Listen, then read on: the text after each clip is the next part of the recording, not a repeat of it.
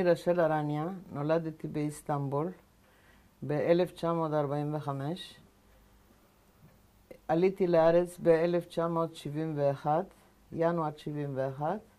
הייתי באולפן בורוכוב, ואחרי זה גרתי קודם בבת ים, ואחרי כמה שנים עברתי לגור ברמת השרון. ועברתי ילדות מאוד טובה. כל קיץ היינו נוסעים לאי הגדול, לביוקדה. היינו מעבירים שם 4 חודשים לפחות, ממאי עד סוף ספטמבר, ככה. ואחר כך היינו גרים במקום מכובד מאוד באוסמן ביי, שזה אחד מהמקומות המכובדות. אחרי זה עברנו לשישלי, שזה גם כן מאחד המקומות המכובדות. היום יותר יש מוסלמים שם, היהודים הלכו ליותר צפונה.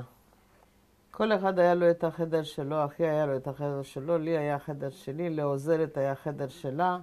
היה לנו סנן ענק שמתחבר עם חדר אוכל, לא פינת אוכל, חדר אוכל. וחוץ מזה היה לנו איזה פרוזדור מאוד רחב, ששם היינו אוכלים באמצע השבוע, yani שזה רק המשפחה המצומצמת. עם האורחים זה היה בחדר אוכל. הייתי בכיוון שהיה לי את החדר שינה, היה לי נוף ענק. בצד הקדמי, בעוד 20 מטר היה בית, השכנים. אצלם הווילונות סגור, אצלנו הווילונות סגור, אבל היו גם יהודים. בית ספר ראשון, מכיתה 1 עד כיתה 5, בית ספר טורקי, שקראו לו 19 מאיס אילקוקולו. זה 19 מאיס זה 19 למאי, אילקוקולו, בית ספר הראשון. אחר כך, בגלל שאמא שלי היה לה אזרחות איטלקי, למדתי בבית ספר איטלקי. בבית ספר הראשוני, שהיה לי מורה טורקית, היא הייתה מתנהגת מאוד יפה איתנו, מאוד מאוד יפה. ובגלל שכל ההורים היהודים היה תמיד, שהיה בחג של המוסלמים, חג קורבן, חג רמדאן, תמיד היו מגישים להם איזה מתנה, גם אם זה היה זר פרחים, הם היו מאוד שמחים שנותנים להם כבוד. שבטורקיה הדבר הכי חשוב זה כבוד, לתת להם כבוד. זה מה שהממשלה שלנו היום לא מבין את זה. ברגע שנותנים להם כבוד אפשר לקחת את הנשמה שלהם. איפה שאני גרתי לא היה גזענות, אף פעם לא היה בעיה. אנחנו בתור ילדים תמיד דיברנו בטורקית, גם שבבית היו מדברים איתנו לדינו או צרפתית. אנחנו דיברנו תמיד טורקית, היה לנו נוח ככה. בתור הרגל, לא יודעת איך להסביר.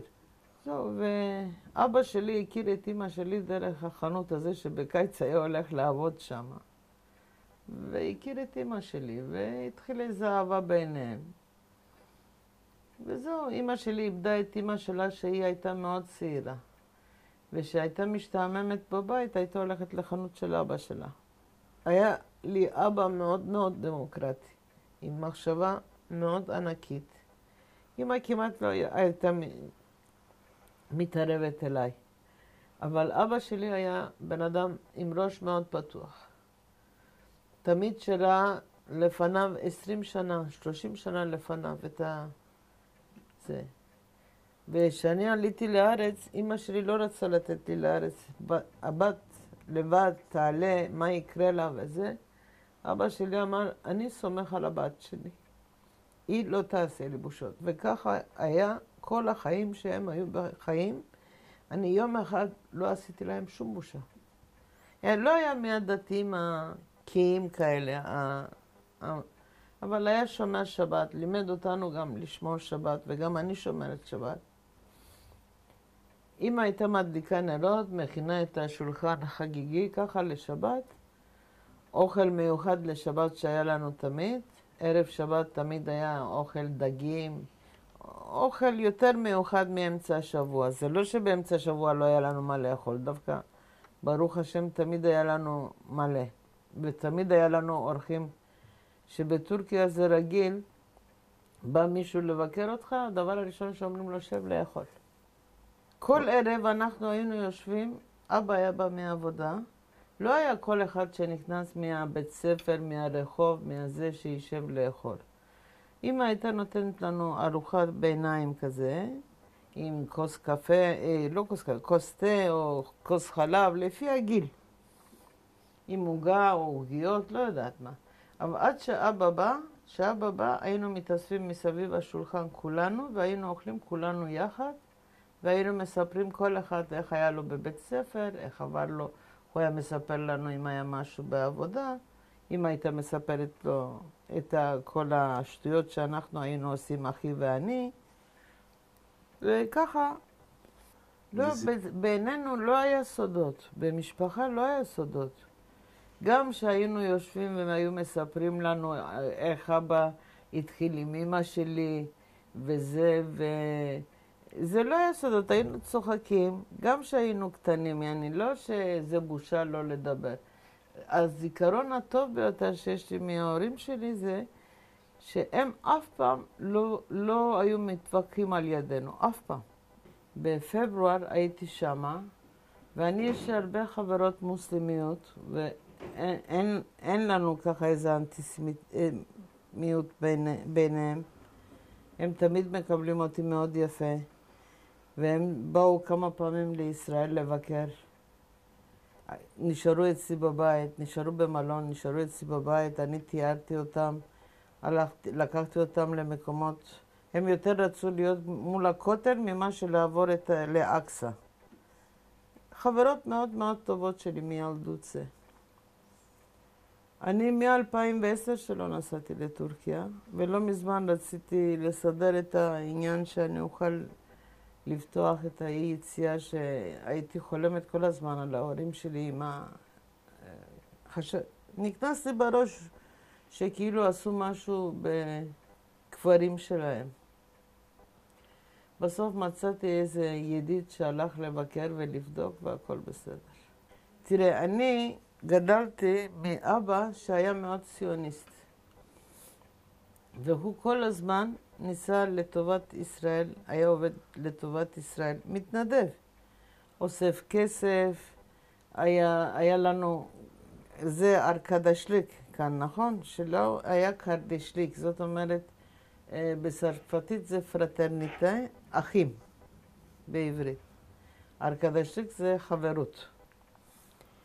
היה תמיד מנסה לעשות, כמה שאפשר, לאסוף כסף, לשלוח לישראל, לשלוח נוער לישראל, היו עובדים מאוד קשה בשביל זה. ב-68 אבא שלי בא לארץ שהאח הגדול שלו היה מאוד חולה, ובני דודים שלי הודיעו לי, אז הוא בא, ואח שלו בצערי נפטר, שהוא היה כאן, הוא ישב חודש ימים בארץ אחרי שהוא נפטר, שחזר שיגע אותי. את הכותל ככה, ישראלים תראי ככה, ככה ירוק, ככה זה, ככה זה, ככה זה. יצא שב-69 אני הייתי אמורה דרך העבודה לנסוע לאירופה. אמרתי, רק אם תיתן לי שבוע ימים להיות בישראל. כל אירופה אני מכירה, אני רוצה להכיר את ישראל. ובאתי, זה היה בדיוק ערב פורים. ושלוי אשכול נפטר, אותו השנה.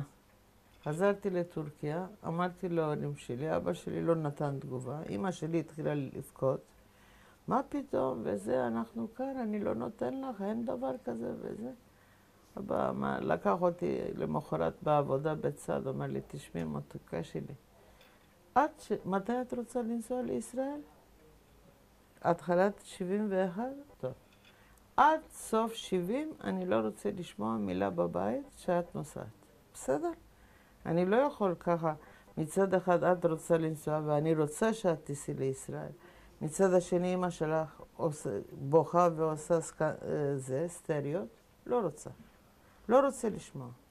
בנובמבר, סוף נובמבר, אמרתי לאמא שלי שהיה לי תופרת, שבטורקיה היינו מביאים תופרת הביתה.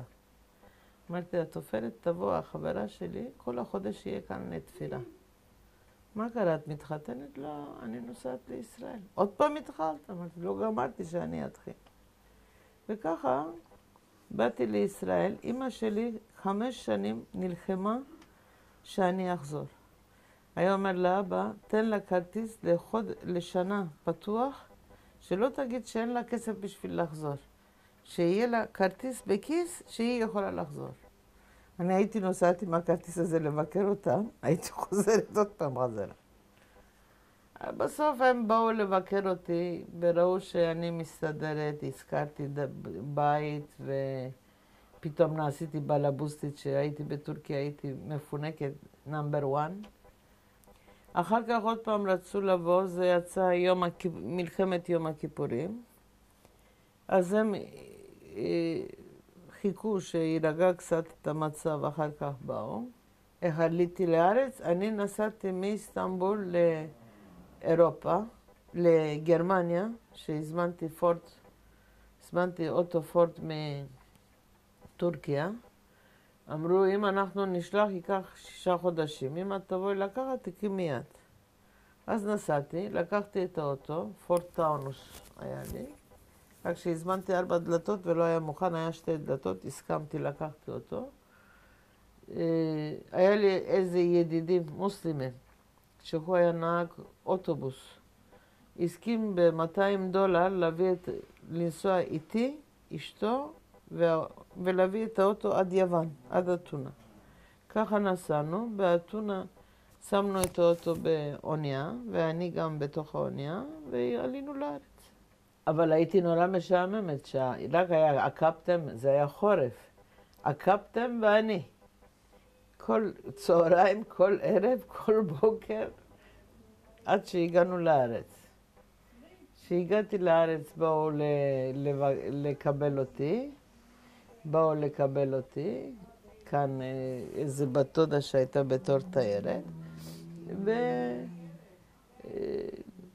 והלכנו לבית של החברה של אמא שלי, איפה שהייתי בתור תיירת קודם, כמה ימים עד שאולפן בורוכוב התחיל, וכשהתחיל האולפן בורוכוב זה היה עם לינה, אז הייתי שמה.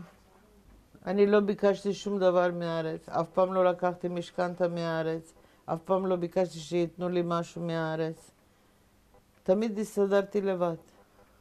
אז כשאתה מסתדר לבד, הארץ לא עושה בעיות.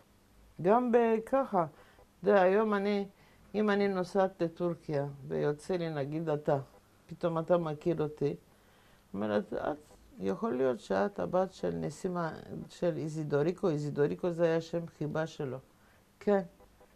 איזה אבא היה לך, איזה אבא היה לך, זה משגע אותי עוד יותר.